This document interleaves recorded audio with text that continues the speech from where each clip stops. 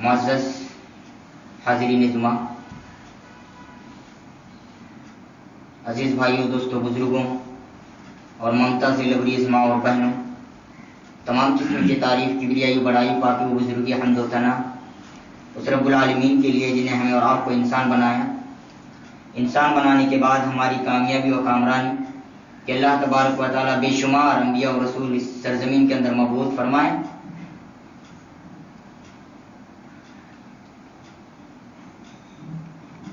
جن میں سے آخری نبی تاجدار مدینہ احمد مجتبیٰ محمد مصطفیٰ صلی اللہ علیہ وسلم پر ہزار ہزار درود و سلام نازل ہو۔ اللہم صلی علی محمد وعلی آل محمد کما صلیت علی ابراہیم وعلی آل ابراہیم انکا حمید مجید۔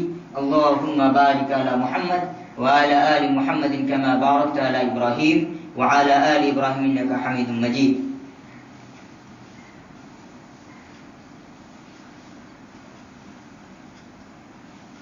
میں نے آپ کے سامنے جو آیت کریمہ تلاوت کی ہے، اس آیت کریمہ کی مناسبت سے میرا موضوع یہ بحث ہے،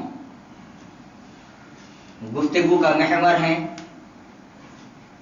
صحت کی اہمیت۔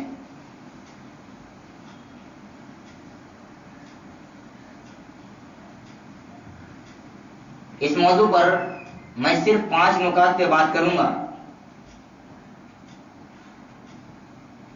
سب سے پہلے رب کریم کی جو دی ہوئی نعمت ہے اور جو نعمتیں اللہ تبارک و تعالیٰ نے ہمیں عطا کی ہے،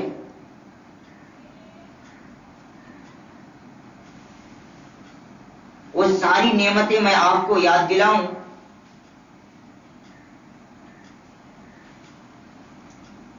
اگر غور کیا جائے، اللہ تبارک و تعالیٰ نے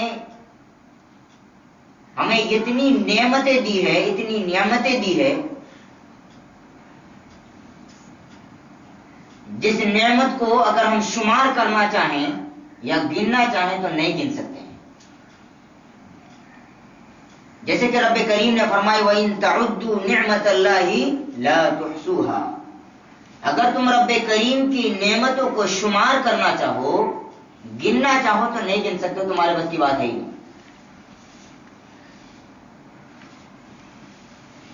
سب سے پہلے ہم آتے ہیں اس بات کی طرف کہ اللہ تبارک و تعالیٰ نے جو 2 آنکھیں ہمیں دی ہے،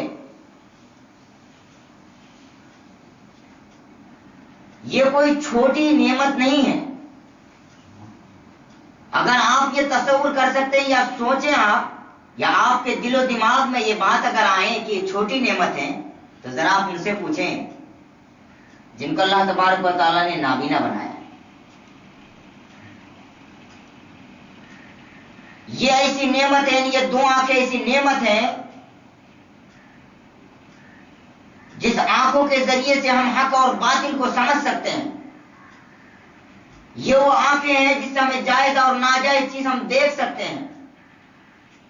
یہ وہ آنکھیں ہیں جس سے ہم صحیح اور غلط کی تمیز کر سکتے ہیں۔ یہ وہ آنکھیں ہیں جن آنکھوں کے ذریعے سے ہم محرم اور غیر محرم کی تمیز کر سکتے ہیں۔ یہ وہ آنکھیں ہیں جن کے ذریعے سے ہم قرآن مجید کی تلاوت کر سکتے ہیں۔ اور یہ کان بھی رب العالمین کی طرف سے بہت بڑی نعمت ہے۔ وہ کیسے؟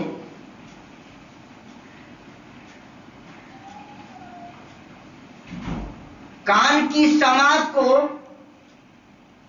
جن لوگوں سے چھین لی گئی ہے، ذرا ان سے آپ پوچھیں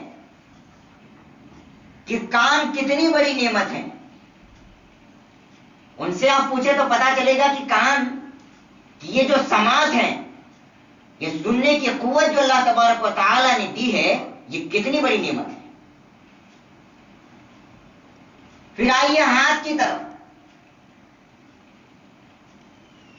جو بیچارے معذور ہیں ہاتھوں سے، پیروں سے، آنکھوں سے، ناکوں سے اور کانوں سے، ذرا آپ ان سے پوچھیں کہ بھائی آپ دنیا کے اندر کیسا محسوس کرتے ہیں، تو وہ یہی تصور کریں گے کہ دنیا میں رہنا نہ رہنا ہمارا دونوں برابر ہے، وہ یہی تصور کریں گے۔ لیکن اس نعمت کو ہم بھلا بیٹھے ہیں۔ اللہ نے ہمیں آنکھیں دی ہے، اللہ نے ہمیں کان دیے، اللہ رب العالمین نے ہمیں 2 ہاتھ دی ہے، اللہ تبارک و تعالیٰ نے 2 پاؤں بھی دیے ہمیں۔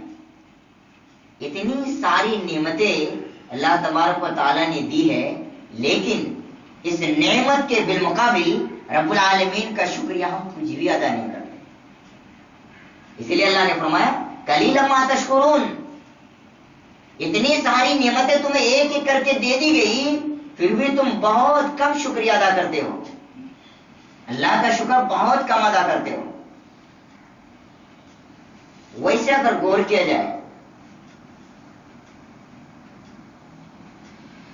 اس نعمت کے تعلق سے کہ اللہ تبارک و تعالی جب اس بات پر قادر ہیں کہ کن فیکون کے ذریعے سے اللہ تبارک و تعالی کسی بھی چیز کو ایک عدم شے کو، یعنی جس کا کوئی نام و نشان نہ ہو، ایک عدم شے کو شے کی صورت میں اللہ تبارک و تعالی، یعنی ایک چیز کی صورت میں اللہ تبارک و تعالی بنا کر پیش کر دیں، اللہ تبارک و تعالی اس بات پر قادر ہے۔ لیکن انسان کو اللہ تبارک و تعالی نے اپنے ہاتھ سے کیوں پیدا کیا؟ کیا آپ نے کبھی غور کیا؟ اللہ رب العالمین کا مقصود اور مطلوب کیا ہے؟ کیا ہم نے کبھی غور کیا ہے؟ اللہ اگر چاہتے تو کن فیکون کے ذریعے سے بھی انسان کو وجود میں لا سکتے تھے، لیکن اللہ تبارک و تعالیٰ نے اپنے ہاتھوں سے جو انسان کی تخلیق کی ہے، تو اس کے پیچھے کیا راز ہو سکتا ہے؟ ہم نے تو وہ ساری چیزیں کھو بیٹھی ہے، جو چیزیں ہیں وہ ساری چیزیں ہم نے کھو بیٹھی ہے۔ اللہ رب العالمین نے قرآن میں فرمایا لقد خلقنا الانسان فی احسن تقویم، البتہ ہم نے انسان کو بہترین شکل و صورت میں پیدا کیا۔ ان کے کرتوت کی وجہ سے ان کا مقام سب سے اونچا، یعنی انسان کا مقام سب سے اونچا، لیکن ڈائریکٹ ان کو گرا ڈالا ہم نے۔ رددناہ اسفل سافلین، اونچے تو اٹھایا گیا، اعلی مقام پر ان کو فائز کیا گیا، لیکن کرتوت کی وجہ سے اس کو نیچے گرا دیا گیا۔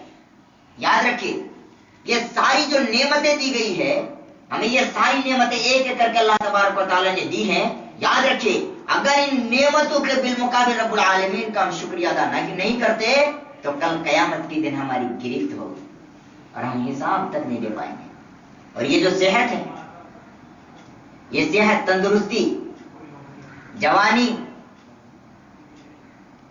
اگر غور کیا جائے تو ان چیزوں کو ہم کچھ بھی نہیں سمجھتے ہیں۔ جب جوانی آتی ہے تو انسان کو جب کہا جاتا ہے کہ رب العالمین کی عبادت آپ کیا کریں،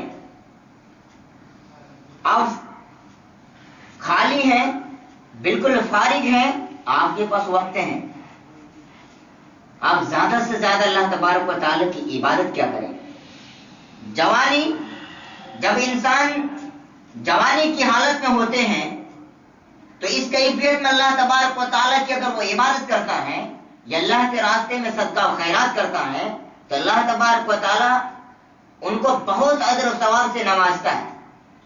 لیکن اگر انسان یہ تصور کرتا ہے نہیں عمر بہت زیادہ ہے، لمبی عمر ہے،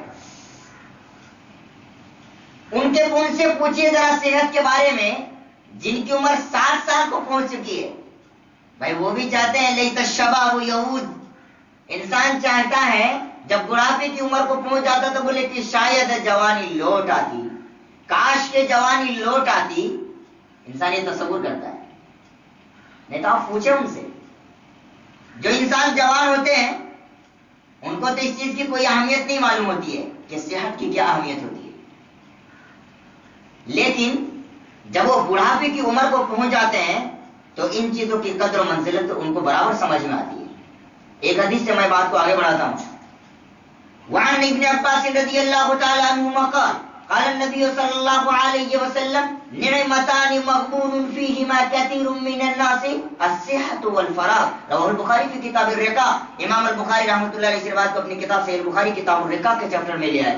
راوی حدیث جیسا کہ معلوم ہوا حضرت عبداللہ بن عباس رضی اللہ تعالیٰ عنہ وہ بیان فرماتے ہیں کہ نبی کریم صلی اللہ علیہ وسلم نے فرمایا دو نعمتیں ایسی ہیں جن کی قدر و قیمت انسان کچھ سمجھتے ہی نہیں, جن کے قدر و منزلت کچھ سمجھتے ہی نہیں انسان. وہ کیا ہے؟ الصحۃ والفراغ, بیماری سے پہلے تندرستی اور مصروفیت سے پہلے خالی وقت. یہ دو امپورٹنٹ چیز کی طرف اللہ کے نبی صلی اللہ علیہ وسلم اشارہ کیے. دو امپورٹنٹ چیز کی طرف اللہ کے نبی صلی اللہ علیہ وسلم جو اشارہ کیے اس کے اندر کچھ راز ہیں.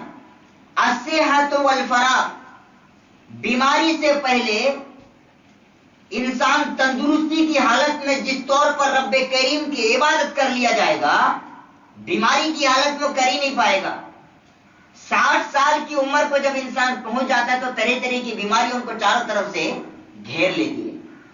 ہر قسم کی بیماریاں, یا تو کہیں کبھی سر دکھتا ہے, کبھی پیر دکھتا ہے, کبھی ہاتھ دکھتا ہے, کبھی پیٹ دکھتا ہے, کبھی پیٹ دکھتا ہے, کبھی پیر دکھتا ہے. اس قسم کی بیماریاں پکڑ لیتی ہے تو انسان پھر شیطان پھر مکمل طور پہ حاوی ہونے کی کوشش کرتا ہے.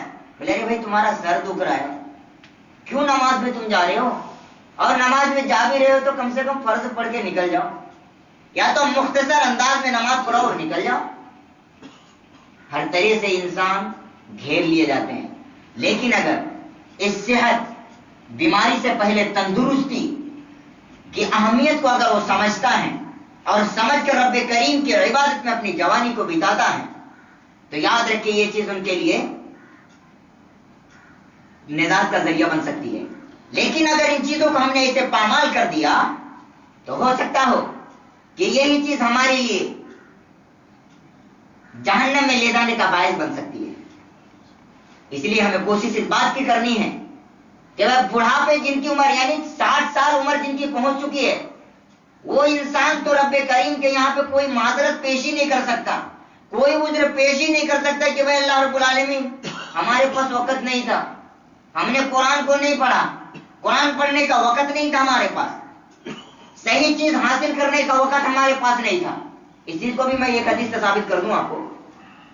وعن ابی ہریرہ رضی اللہ تعالی عنہ عن النبی صلی اللہ علیہ وسلم قال عادر اللہ الی امرئ اخر اجلہ حتی بلغہ 60 سنہ. رواه البخاری فی کتاب الرقاق. امام البخاری نے اس روایت کو بھی اپنی کتاب صحیح البخاری میں لیا ہے. حضرت ابو ہریرہ رضی اللہ تعالیٰ عنہ راوی حدیث ہیں, وہ بیان فرماتے ہیں کہ نبی کریم صلی اللہ علیہ وسلم نے بیان فرمایا کہ اللہ تبارک و تعالیٰ نے اس انسان کے عذر کے سلسلے میں حجت قائم کر دی ہے, دلیل قائم کر دی ہے, جن کی موت کو تاخیر کر کے اللہ تبارک و تعالیٰ نے ان کی عمر کو 60 سال پہنچا دیا. ثابت کیا ہوا؟ وہ انسان اللہ کی عدالت میں, اللہ کی بارگاہ میں عذر پیش کر ہی نہیں سکتا کہ اللہ حق اور باطل کی تمیز میں نہیں کر پایا, صحیح اور غلط کی تمیز نہیں کر پایا, توحید اور شرک کی ہم نے تمیز نہیں کر پائی, سنت اور بدعت کی سنت اور بدعت کے مابین ہم نے تمیز نہیں کر پائی. یہ انسان وہ بہانہ کر ہی نہیں سکتا اللہ تبارک و تعالیٰ کے پاس. اور یہ صحت جو اللہ کے نبی جناب محمد عربی صلی اللہ علیہ وسلم نے جو اصول بتائے اس اصول کو اگر اپنایا جائے, بالخصوص ہمارے پاس جو چھوٹے چھوٹے بچے ہوتے ہیں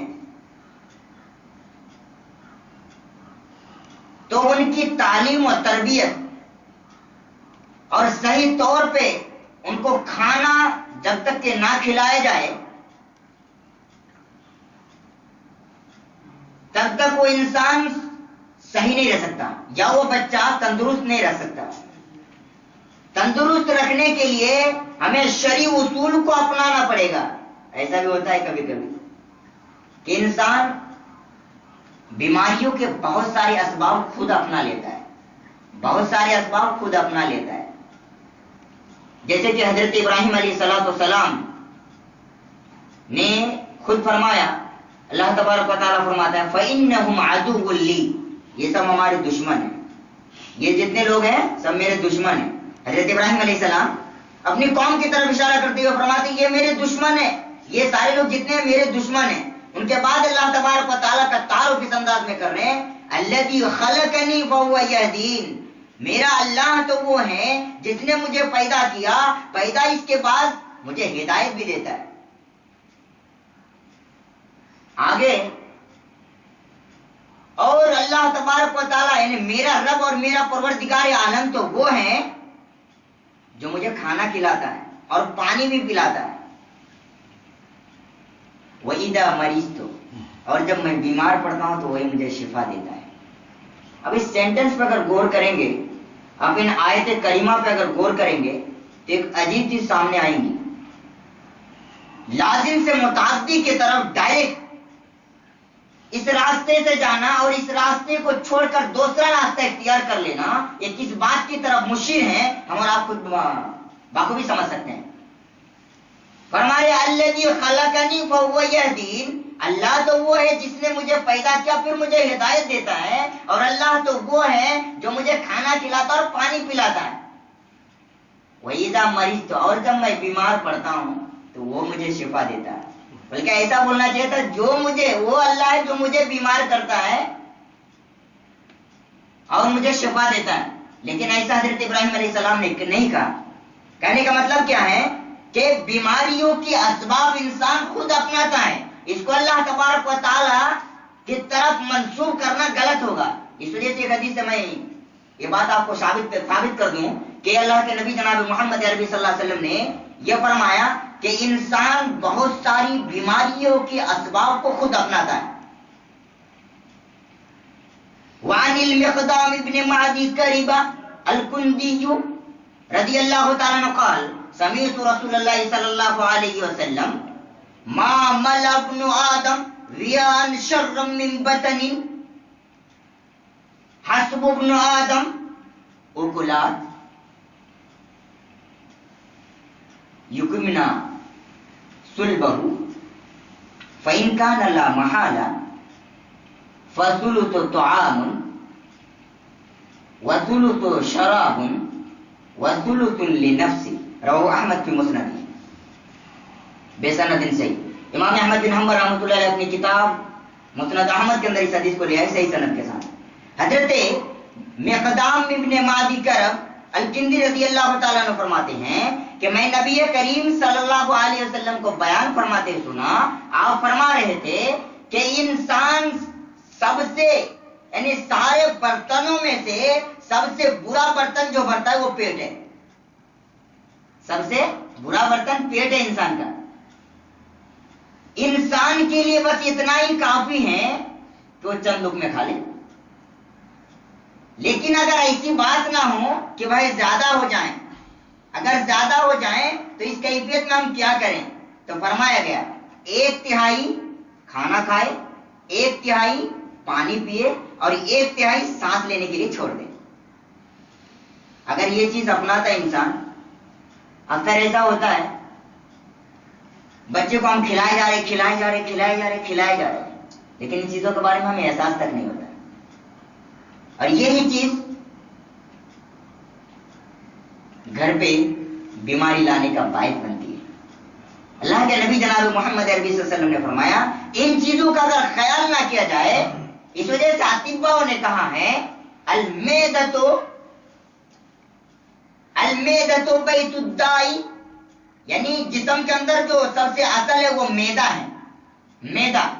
میدا پہ اتنا ہی بھار دیا جائے، اتنا ہی ان پہ بھار دیا جائے یا بوجھ دیا جائے جتنا وہ اٹھا سکے. اگر زیادہ دیں گے، اگر اوور ہوا تو اس صورت میں کیا ہوگا؟ وہ نقصان ہی ہوگا. اس وجہ سے فرمایا المیدۃ بیت الدائی، تمام بیماریوں کا گھر جو ہے وہ میدا ہے، پیٹ ہے. پیٹ کی وجہ سے اس قسم کے طرح طرح کی بیماریاں سامنے آتی ہیں. اور اس طور پر جب ہم اپنے گھر کو یا تو پھر اپنے محلے یا گلی یہ اور صحن وغیرہ کو جب گندگی رکھتے ہیں اور ہم دیکھ رہے ہیں کہ بالکل یہاں پہ گندگی پڑی ہے، وہاں پہ گندگی پڑی ہے، وہاں پہ گندگی پڑی ہے، یہ ساری چیزیں جب سامنے نظر آتی ہے تو اس سے بھی بیماری پھیلتی ہے، اور ان چیزوں کا بھی خیال رکھنا بہت ضروری ہے۔ نبی کریم صلی اللہ علیہ وسلم نے جو فرمایا وہ یہ ہیں، عن صالح بن ابی حسان قال سمعت سعید بن المسیب رحمہ اللہ یقول ان اللہ طیب یحب الطیب ونظیف یحب النظافۃ والجود يحب وجواد يحب الجود فنظفوا وراه قال افنیتکم ولا تشبهوا باليهود رواه الترمذی فی ابواب الادب۔ امام ترمذی رحمۃ اللہ علیہ ابواب الادب کے اندر اس حدیث کو لے آئے۔ راوی حدیث حضرت سعید بن المسیب رحمہ اللہ وہ بیان فرماتے ہیں کہ اللہ تبارک و تعالیٰ پاک ہے اور پاک چیز کو پسند کرتا ہے، اللہ تبارک و تعالیٰ صاف ستھرا ہے اور صاف ستھری چیز کو اللہ تبارک و تعالیٰ پسند فرماتا ہے، اللہ تبارک و تعالیٰ سخی ہے اور سخاوت کو پسند کرتا ہے، اللہ تبارک و تعالیٰ کریم ہے اور کرامت کو پسند کرتا ہے، اور تم لوگ اپنے صحنوں کو پاک رکھا کرو۔ اس کے اندر اگر وسعت کر لی جائے اس لفظ کے اندر تو گھر کے کونے کونے بھی اس میں شامل ہے، گلیاں اور ان کے بعد آپ کے محلے، بلڈنگ وغیرہ وغیرہ ساری چیزیں اس میں شامل ہیں۔ لیکن امت مسلمہ کا ایک تلازمہ بن چکا ہے، امت مسلمہ کا ایک تلازمہ بن چکا ہے کہ کہیں بھی جائیں اگر گندگی نظر آئے تو انسان یہ سمجھے کہ یہ مسلم ایریا ہے، یہ مسلم ایریا ہے۔ آپ نے فرمایا وَلَا تَشَبَّهُ بِالْيَهُودِ، یہ اس بات کی طرف مشیر ہیں کہ یہ گندگیاں پھیلانا یہ دوسرے لوگوں کی علامت ہے، یہ مسلمان کی علامت ہو ہی نہیں سکتی۔ مذہب اسلام جو ہے، یہ دین اسلام جو ہے، یہ پاکی صاف ستھرائی کی دعوت دیتی ہے، لیکن یہ چیز ہمارے اندر سے ختم ہو گئی۔ اب اسی طور پہ صحت کے لیے، تندرستی کے لیے جو اللہ کے نبی صلی اللہ علیہ وسلم کے شرعی علاج ہمیں ملتا ہے، وہ شرعی علاج کے اگر بیمار ہو بھی جائیں انسان یہ تصور کرتا ہے کہ بھائی ہمیں طرح طرح کی بیماری جب ہو جائے تو اس کیفیت میں ہم کیا کریں۔ نبی کریم صلی اللہ علیہ وسلم نے جو ہماری رہنمائی کے اس تعلق سے، وہ رہنمائی کیا ہے؟ سب سے بہترین جو علاج ہے وہ حجامہ ہے، وہ حجامہ ہے۔ نبی کریم صلی اللہ علیہ وسلم نے فرمایا وعن ابی ہریرہ رضی اللہ تعالی عنہ ان رسول اللہ صلی اللہ علیہ وسلم قال ان کان فی شیء مما تداوون به خیر ففی الحجامہ رواه احمد فی مسندہ بسند صحیح۔ امام احمد بن حنبل رحمۃ اللہ علیہ اس روایت کو اپنی کتاب مسند احمد کے اندر لیا ہے صحیح سند کے ساتھ۔ حضرت ابو ہریرہ رضی اللہ تعالی عنہ راوی حدیث ہیں، وہ بیان فرماتے ہیں کہ نبی کریم صلی اللہ علیہ وسلم نے فرمایا علاج کے تم جتنے بھی طریقے اختیار کرتے ہو ان میں سب سے بہترین جو علاج کا طریقہ ہے وہ حجامہ ہے، پچنا لگانا، وہ حجامہ ہے۔ آپ کو اس بات سے حیرت ہوگی کہ غزوہ خیبر کے موقع پہ جو سن 7 ہجری میں پیش آیا، سن 7 ہجری کا جو واقعہ ہے، اللہ کے نبی صلی اللہ علیہ وسلم کو ایک یہودی سلام ابن مشکم دعوت دیتے ہیں، سلام ابن مشکم دعوت دیتے ہیں اللہ کے نبی صلی اللہ علیہ وسلم اس یہودی کی دعوت کو قبول کرتے ہیں۔ جب آپ ان کے گھر تشریف لے جاتے ہیں تو اس یہودی کی بیوی گوشت میں زہر ملا دیتی ہے اور وہ زہر حلال ہوتا ہے۔ نبی کریم صلی اللہ علیہ وسلم ایک لقمہ ان میں سے کھا بھی لیے، آپ کے پورے جسم میں زہر پھیل گیا. بتایا جاتا ہے کہ اللہ کے نبی صلی اللہ علیہ وسلم 3 بار حجامہ کروائے. 3 بار، 3 ٹائمز، 3 بار حجامہ کروائے، جس سے زیادہ سے زیادہ اللہ کے نبی صلی اللہ علیہ وسلم سے وہ زہر کا اثر ختم ہوا. تو یہاں سے ایک بات یہ سمجھ میں آتی ہے، سر کا دکھنا، ہاتھ کا دکھنا، پیر کا دکھنا، یہ سب بیماری کا علاج تو حجامہ ہے ہی. لیکن اگر کوئی زہر بھی ہو، زہر کے علاج کے لیے بھی حجامہ بہت بہترین علاج ہے. یا اس طور پہ جب بچے اسکول جاتے ہیں، پڑھنے جاتے ہیں، یا امتحان کا موقع ہوتا ہے، تو کبھی بھی کسی بھی موقع پہ زیادہ سے زیادہ ہم شہد وغیرہ کا استعمال کرائیں. شہد کی بھی بہت اہمیت ہے. ایک بار ایک صحابی رسول نبی کریم صلی اللہ علیہ وسلم کی خدمت پہ پہنچتے ہیں.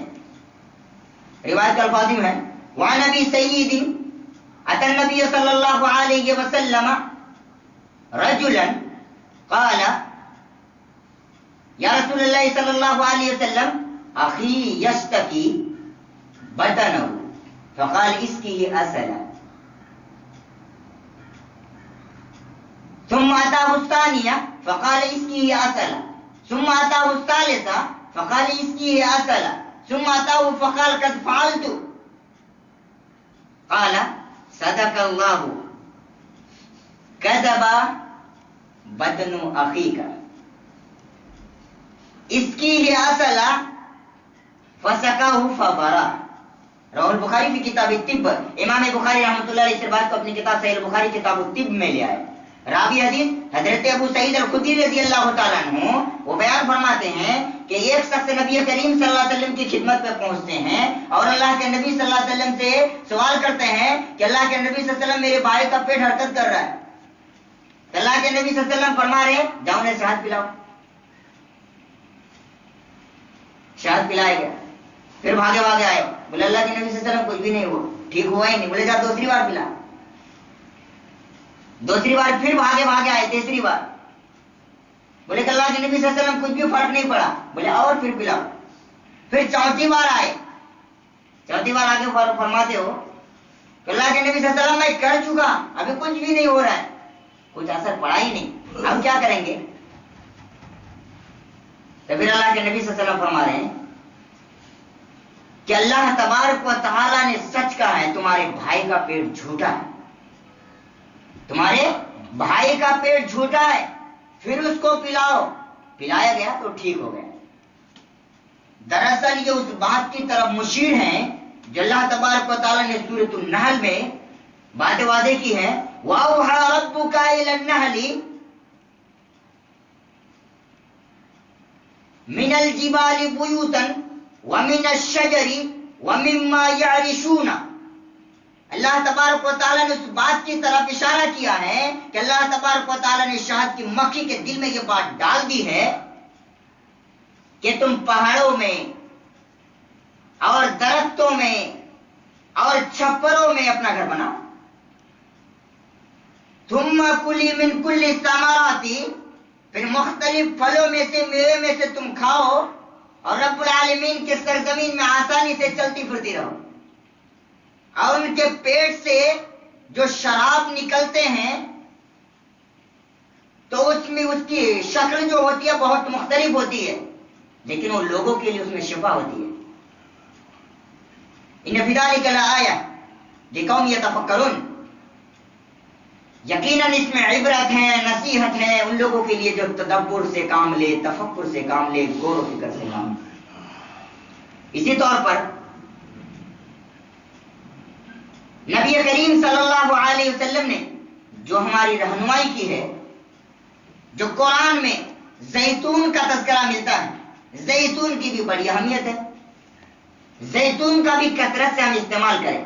ان ساری چیزوں کو اگر ہم استعمال کرتے ہیں یا پھر اپنے بچوں کو استعمال کراتے ہیں تو بچے بھی تندرست رہیں گے، آپ بھی تندرست رہیں گے، آپ بھی اللہ رب العالمین کی عبادت صحیح طور سے کر پائیں گے، اور وہ بچے بھی صحیح طور سے اللہ تبارک و تعالیٰ کی عبادت کر پائیں گے۔